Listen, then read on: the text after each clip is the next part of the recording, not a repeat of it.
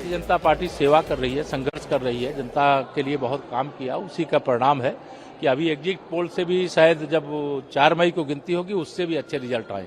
कि पश्चिम बंगाल में भारतीय जनता पार्टी प्रचंड बहुमत के साथ आ रही है, ये एग्जिट पोल में दिख रहा है और मतदान के बाद मतगणना का इंतजार करिए। प्रचंड बहुमत के साथ पूरे देश में कमल खिल रहा है। बंगाल से लेकर आसाम तक चारों तरफ सरकार बीजेपी की बन रही है। तो अगर एग्जिट पोल के नतीजे सही निकले तो पश्चिम बंगाल में टीएमसी का किला ढहने जा रहा है। बीजेपी पिछले चुनाव में पूरा जोर लगाने के बावजूद 77 सीट ही जीत पाई थी। उसके बाद 2024 लोकसभा चुनाव में टीएमसी बीजेपी पर भारी पड़ी थी, पर इसके बावजूद बीजेपी पूरे जोर शोर के साथ पश्चिम बंगाल में विधानसभा चुनाव में उतरी। उसने अपनी रणनीति बदली।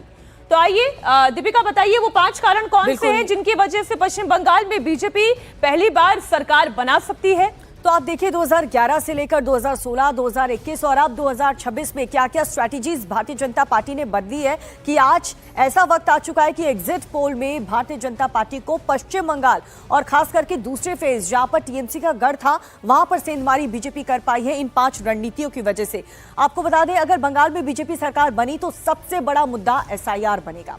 एसआईआर के दौरान बंगाल में करीब 91 लाख वोटर्स के नाम कटे हैं। ममता ने एसआईआर का जमकर के विरोध किया। सुप्रीम कोर्ट तक ममता बनर्जी पहुंच गई थी और इतनी ज्यादा नाराजगी और एसआईआर को शुद्धिकरण अभियान घुसपैठियों का मुद्दा उठाया था और घुसपैठियों का मुद्दा आखिरी दम तक गृह मंत्री अमित शाह अपनी पब्लिक रैलीज में उठाते रहे कि अगर बीजेपी की सरकार बनी तो पश्चिम बंगाल में वो बांग्लादेशी घुसपैठियों को दाखिल नहीं होने देंगे। और एसआईआर को एक शुद्धिकरण का अभियान के तौर पर उन्होंने पश्चिम बंगाल में प्रोजेक्ट किया। अगर बीजेपी की सरकार बनती है तो एक बहुत बड़ा फैक्टर एसआईआर हो सकता है। और दूसरा फैक्टर आपको बताते हैं महिला वोटर्स। ममता का मजबूत वोट बैंक, बीजेपी का हर महीने 3000 रुपए का वादा, महिलाओं को ये काफी ज्यादा पसंद आया। और लक्ष्मी भंडार योजना के तहत 1500 रुपए की मदद, साथ ही सरकारी नौकरियों में 33% आरक्षण महिलाओं का, ये प्रधानमंत्री नरेंद्र मोदी ने अपनी चुनावी रैलीज के दौरान वादा किया था। ये एक फैक्टर भी काफी ज्यादा काम बीजेपी के फेवर में। अब देखिए ममता बनर्जी के फिश पॉलिटिक्स का जवाब भी बीजेपी ने अपने काउंटर नैरेटिव के साथ दिया। पश्चिम बंगाल के जितने नेता थे वो क्या कह रहे थे कि अगर पश्चिम बंगाल में बीजेपी की सरकार बन गई तो फिर वो मछली खाना बंद कर देगी। और मछली तो बंगाल की संस्कृति का हिस्सा है। तो इस फिश पॉलिटिक्स का जवाब भी देखिए बीजेपी ने कैसे दिया। बीजेपी के नेताओं ने मछली खाते हुए ना सिर्फ अपनी फोटो पोस्ट की, डिस्कशन हुआ, रोहू मछली, कतला मछली, पता नहीं किन किन तरह की मछलियों की बात होने लगी। हेमंता बिस्वा शर्मा ने कहा कि 4 मई के बाद मैं 1 किलो मछली खा के दिखाऊंगा, माछेर झोल चावल के साथ। उन्होंने कहा माछेर झोल और भात। बीजेपी ने कहा कि टीएमसी के दिल में काबा मदीना है। बीजेपी ने जय मां काली नारे को अपने प्रचार से जोड़ा। बंगाल के दिल में केवल मां काली और दुर्गा है, काबा बना मां काली का नैरेटिव जो मुख्यमंत्री योगी आदित्यनाथ ने भी वहां जाकर गढ़ा। तो ये तीसरा फैक्टर आपको बताया। अब चौथा फैक्टर आपको बताते हैं। आरजीकर मेडिकल कॉलेज का ये मुद्दा काफी ज्यादा संवेदनशील मुद्दा।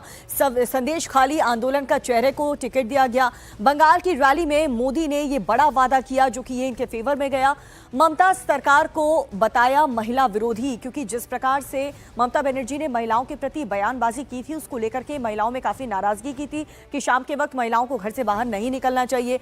आरजीकर रेप पीड़ित की मां भी बीजेपी कैंडिडेट, उन्हें टिकट दिया गया देवनाथ जी को। और इससे भी जो महिला वोटर्स हैं वो काफी ज्यादा खुश हुई। और महिला वोटर्स का यही कहना था कि जो सुरक्षित माहौल सरकार दे पाएगी हम उसी को वोट करेंगे। बीजेपी सरकार रात 2 बजे भी महिलाएं अगर निकलती हैं तो वो खुद को सुरक्षित महसूस करेंगी अगर बंगाल में बीजेपी की सरकार बनती है।